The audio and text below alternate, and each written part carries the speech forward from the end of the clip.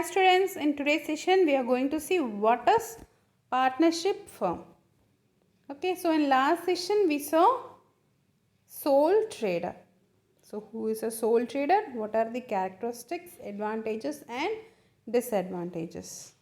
Correct. So in this session we are going to learn what is partnership, definition of partnership, then we have advantages, disadvantages and what are the contents of partnership deed. Okay, so we'll start with it. First we have meaning of partnership. So what is partnership? It is the relationship between persons. It might be two or more persons who have agreed to share the profits of a business carried on by all or any of them. So partnership is nothing but it is the relationship between two or more persons who agree to share their profits as well as losses. So whatever you are getting out of the business, you have to share among the partners. Okay, so for this you have to enter into an agreement. So it might, sometimes you might be getting profit, sometimes loss. So whatever the scenario, you have to accept that we will share it in this ratio. So you don't have a future problem. There will not be any conflicts, we can say, among the partners. Yes, so for this you have to do an agreement. So that we call it as partnership. Then we have definition of partnership. So according to Professor Haney, the relations which exist between person competent to make contracts who agree to carry on a lawful business. So what is lawful business here? It is as per the rules and regulation under the law, we can say.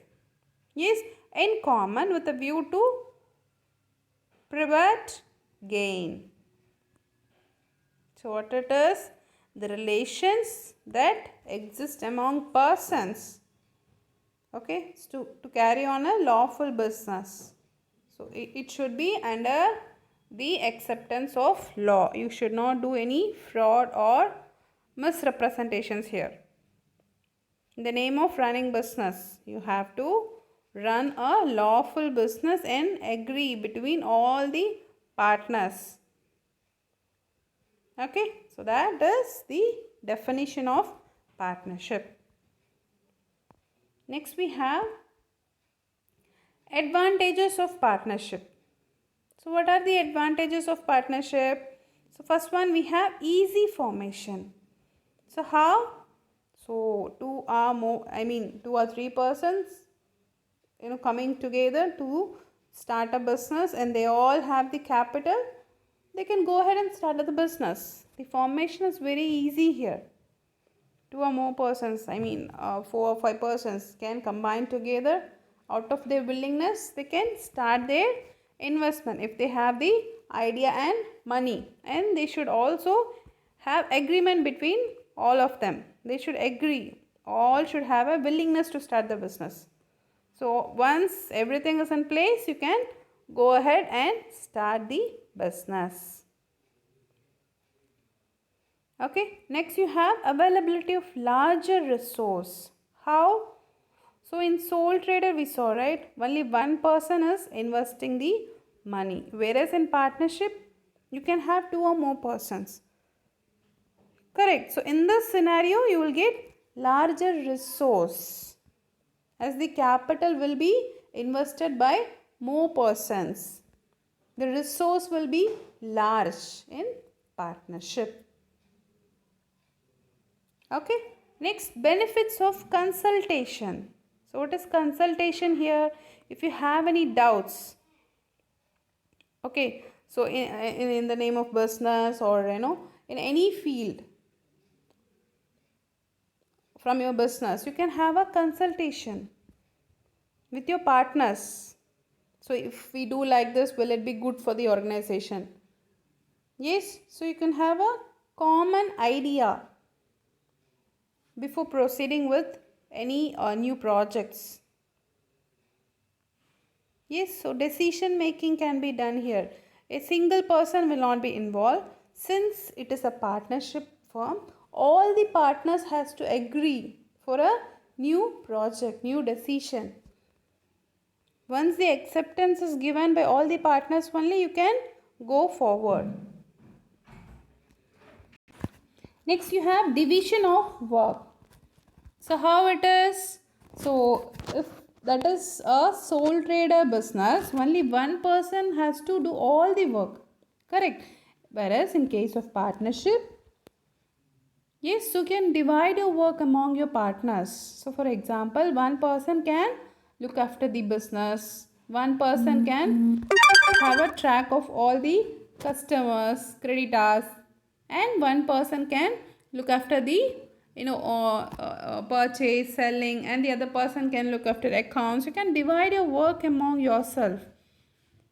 Correct? Since all the partners are sharing their amount for the capital, they have their own responsibility to divide the work and do among themselves. Yes. So here only one person has to take care of all the business work will not be here. All the partners can divide the work among themselves and do it very fast. Yes. So next you have reduced risk. So suppose you are getting loss out of your business, you can share among yourself. It will not be a burden of one person, single person like sole trader. The risk will also be shared among the partners. The loss will be shared among the partners. Correct. Next you have unlimited liability. Similar as we saw in sole trader. Correct. So what happens is whatever the profit, or suppose in case you have to pay a huge due to the customers, so everything you have to pay among yourself, and in some cases you have to pay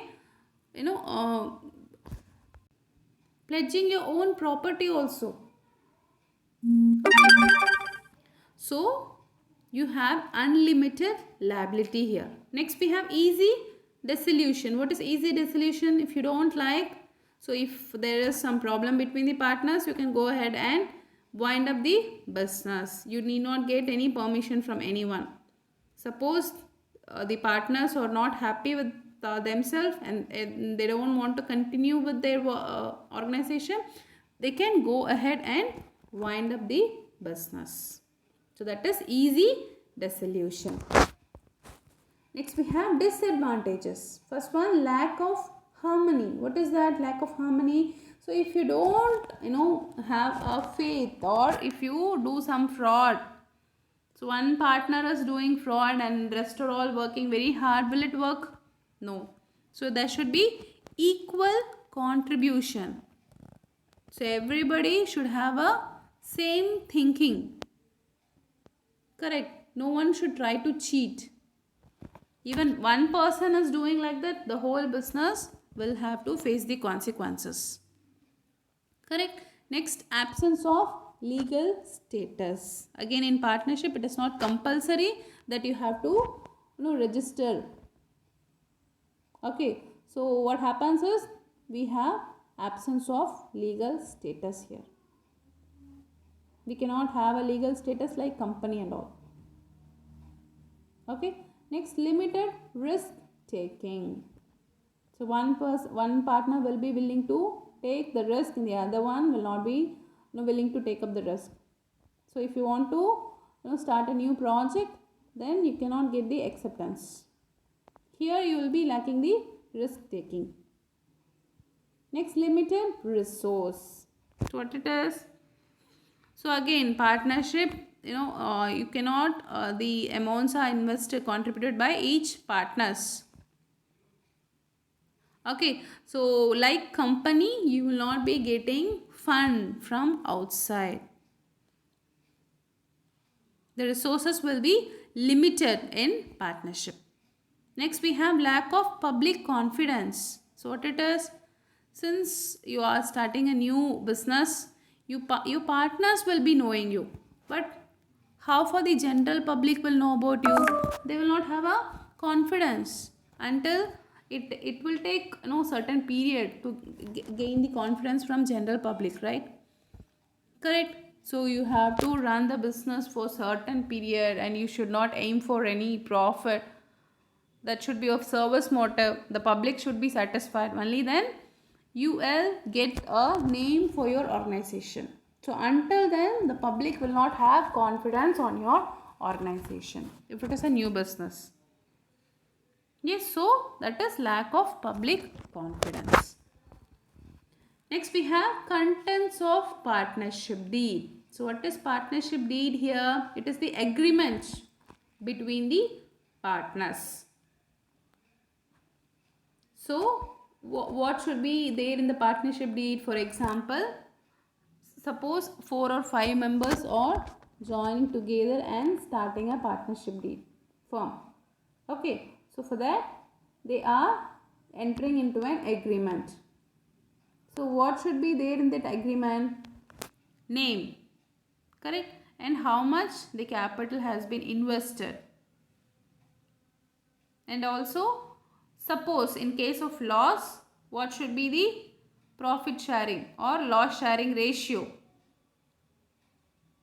So all these things should be entered in that agreement. So that we call it as partnership deed. Have a look here. First one we have name of the firm. So what it is? Firm means your organization. So what name I am going to keep for my business, and the name of the partners. Okay, next nature and place of business. What type of business I am going to start and where I am going to start. Correct. Next, duration of partnership. Duration is time period. So whether it is going to be 1 year, 2 years, 5 years or 10 years. So time period of the partnership, I have to mention here. Next, capital. Capital is nothing but the amount invested. Next, share of partners and profits and losses. What is the ratio? Okay, next, bank account form and books of account. So in which bank we are going to maintain the accounts and also how we are going to maintain our books. Next, rules to admission, expulsion, retirement. So suppose I am going to admit a new partner after some time. What are the rules? Then suppose I am going to, if someone is not doing the work correctly and we are desiring to remove him from the firm, then what is the rule? And also suppose some person are willingly getting retired. So what is the rule? So all these things should be included in your partnership deed. Next, powers of partners. The powers of partners will be based upon their capital invested. Suppose a person is investing 10 lakhs. He will be given more authority. And the other person is investing 5 lakhs. So he will be getting comparatively less power. So it will be based on your capital amount invested. And also the knowledge also we can say. And as per the knowledge, skill, we can divide the powers of the partners. And also dissolution of firm. Suppose we are not interested to continue our partnership firm further, then how we are going to wind up? Yes. Finally, we have settlement of disputes. Disputes is some conflicts. Suppose there is some misunderstanding, then how am I going to settle down the amount to that particular partner or among ourselves? If I am going to decide to wind up my business, how am I going to do the settlement? So all these things will be included in your partnership deed or agreement. Clear? Thank you.